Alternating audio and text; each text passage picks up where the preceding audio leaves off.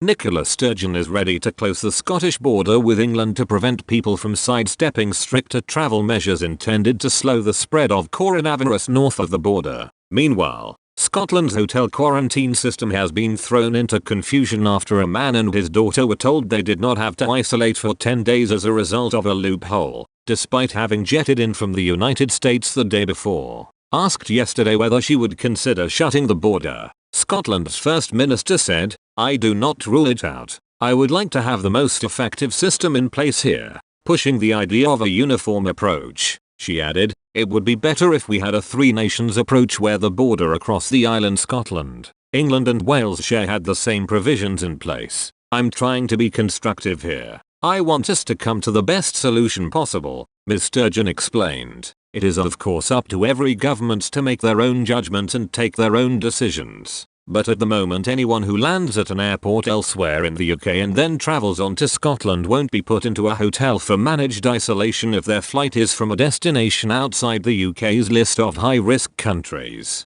The reason why we have decided to adopt stricter rules is because we think it is important to go as far as we can." Tory Peter Bone said Ms. Sturgeon's remark was ridiculous and bears no logic. He said, "It is wrong for the First Minister of Scotland to try and impose her laws on English airports. As of yesterday, everyone arriving in England must quarantine in a hotel if they have been in one of the government's 33 red list countries, including Portugal, the United Arab Emirates, South America and Southern Africa, in the past 10 days. Immigration control staff must check each traveler's completed passenger locator form and hotel quarantine booking. They also have to verify passengers have received a negative COVID-19 test, together with evidence of 2 additional test bookings for their 10-day quarantine period. However, the man and his daughter were exempted after just 1 day at the hotel at Edinburgh Airport. Currently, all passengers arriving in Scotland on international flights have to enter managed isolation,